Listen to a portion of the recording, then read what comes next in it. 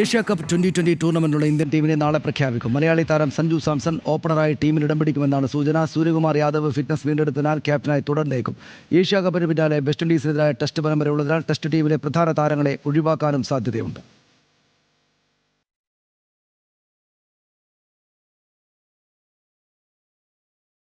Brazilian ലീഗിൽ വൻ തോൽവിയേറ്റുവാങ്ങി നെയ്മറിന്റെ Santos. Vasco da ഗാമയോട് എതിരില്ലാത്ത 6 ഗോളിനാണ് സാന്റോസ് തോറ്റത്. കരിയറിലെ ഏറ്റവും വലിയ തോൽവി നേരിട്ട നെയ്മർ കരഞ്ഞുകൊണ്ടാണ് കളം വിട്ടത്. വാസ്കോഡ ഗാമയ്ക്കായി ബ്രസീലിയൻ താരം കുട്ടീഞ്ഞോ ഇരട്ട ഗോളുമായി തിളങ്ങി.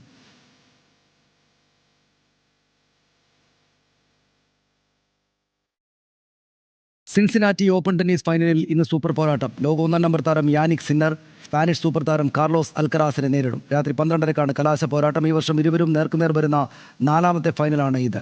ഫ്രഞ്ച് ഓപ്പണിൽ സിന്നറെ തോൽപ്പിച്ച് അൽക്കറാസ് കിരീടം നേടിയപ്പോൾ വിംബിൾഡണിൽ അൽക്കറാസിനെ വീഴ്ത്തി സിന്നർ കിരീടം നേടിയിരുന്നു.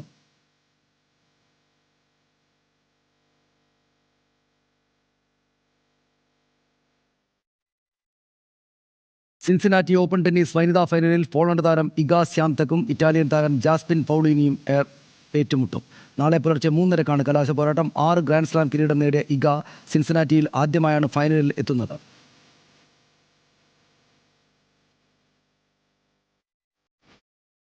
മോഹൻ ബഗാനെ തോൽപ്പിച്ച് east Bengal Durand cup semi ഫൈനലിൽ 1-2 ഗോളിനാണ് ഈസ്റ്റ് ബംഗാളിന്റെ ജയം.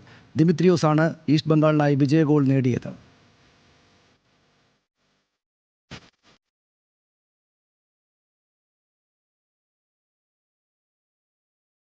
സാഫ് അണ്ടർ 17 വനിതാ ചാമ്പ്യൻഷിപ്പിലുള്ള ഇന്ത്യൻ ടീമിനെ പ്രഖ്യാപിച്ചു. 23-അംഗ സംഘത്തെയാണ് പ്രഖ്യാപിച്ചത്. ഓഗസ്റ്റ് 20 മുതൽ 31 വരെ ഭൂട്ടാനിലാണ് മത്സരം.